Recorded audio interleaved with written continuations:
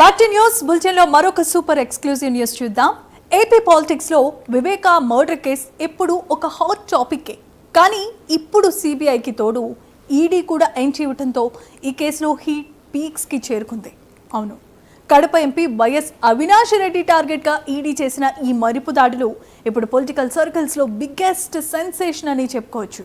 హైదరాబాద్, కడపతో సహా 7 చోట్ల ఏకకాలంలో రైడ్స్ చేసిన ఈడీ అవినాష్ ఇంట్లో లెక్కల్లో చూపించని 24 లక్షల రూపాయల క్యాష్, 2 బ్యాంక్ లాకర్ కీస్, కీలకమైన డిజిటల్ డివైజెస్ సీజ్ చేసి మైండ్ బ్లాక్ చేసింది.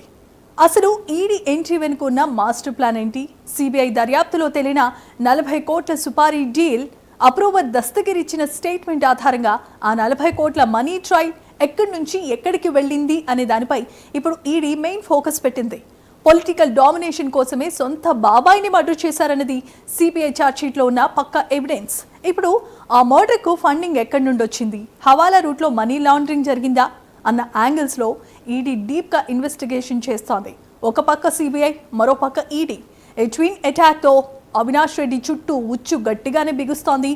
మరి ఈ రైట్స్లో దొరికిన డాక్యుమెంట్స్ ఎలాంటి పొలిటికల్ భూకంపాన్ని సృష్టించబోతున్నాయి? వివేకా కేసులో నెక్స్ట్ సీన్ ఏంటి?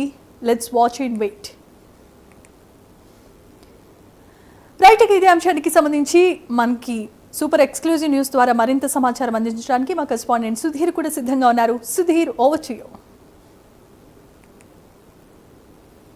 రైట్ జమీమా, ముఖ్యంగా చూసుకుంటే కనుక ఏదైతే ఏపీ పాలిటిక్స్లో వైఎస్ వివేకానంద రెడ్డి కేసు ఒక హాట్ టాపిక్ అని చెప్పుకోవచ్చు. అలాంటిది మనం చూసుకుంటే కనుక ఇప్పుడు దాదాపుగా సిబిఐ కూడా ఈరోజు మనం చూసుకోవచ్చు. సిబిఐకి ఈడీ కూడా ఈరోజు జోడైన పరిస్థితి అని చెప్పుకోవచ్చు. ఏదైతే ముఖ్యంగా కడప ఎంపీ అవినాష్ రెడ్డిని టార్గెట్ దిశగా కూడా ఇవాళ అయితే ఈడీ టార్గెట్ చేసిందని చెప్పుకోవచ్చు. అయితే ముఖ్యంగా ఇవాళ ఉదయం ఏదైతే పులివెందుల నియోజకవర్గంలో వైఎస్ అవినాష్ రెడ్డి ఇంటిని, అలాగే హైదరాబాద్లో ఉన్నటువంటి కోకాపేటలో ఉన్నటువంటి వైఎస్ అవినాష్ రెడ్డి ఇంటిని కూడా ఈడీ అధికారులు ఇవాళ సోదాలు నిర్వహించడం జరిగింది. అయితే ముఖ్యంగా ఇవాళ హైదరాబాద్లో దాదాపు మనం చూసుకుంటే కనుక ఏదైతే వైఎస్ అవినాష్ రెడ్డి ఇంట్లో దాదాపుగా లెక్కకు రాని 24 లక్షల రూపాయలు డబ్బులు కూడా ఈరోజు అక్కడ ఉన్నటువంటి అధికారులు సీజ్ చేసిన పరిస్థితి ఉంది. మరోపక్క ఏదైతే 2 బ్యాంకుకు సంబంధించిన లాకర్లకు సంబంధించిన కీలు కూడా 2 స్వాధీనం చేసుకోవడం జరిగింది. అలాగే కొన్ని ఏదైతే ఆ కంప్యూటర్కి సంబంధించినటువంటి డేటా ఏది ఉందో అదంతా కూడా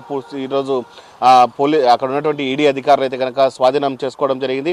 మరోపక్క మనం చూసుకుంటే కనుక దాదాపుగా ఏదైతే ఇప్పటికే వైఎస్ వివేకానంద రెడ్డి హత్య కేసు సంబంధించి దాంట్లో ఎవరైతే డ్రైవర్ దస్తగిరి అప్రూవల్గా మారడం జరిగింది. అప్రూవల్గా మారినంతరం కూడా ఆ రోజు సిబిఐ అధికారులకు కూడా దస్తగిరి దాదాపుగా ఆయన వాంగ్మూలం వేయడింది. దాంట్లో 40 కోట్ల రూపాయలకు సంబంధించినటువంటి ఏదైతే డబ్బులు ఉందో ఆ డబ్బులకు సంబంధించి ఆ రోజు ఆయన వాంగ్మూలం చెప్పడం జరిగింది. ఆ నేపథ్యంలోనే ఇవాళ అయితే కనుక ఈడీ అయితే కనుక మరో అడుగు ముందుకు వేసిందని చెప్పుకోవచ్చు. ముఖ్యంగా ఇవాళ దాదాపుగా 6 మందితో కూడుకున్నటువంటి ఒక టీం అయితే కనుక కడప రావడం జరిగింది. మరొక టీము హైదరాబాద్లో కూడా సెర్చ్ చేయడం జరిగింది.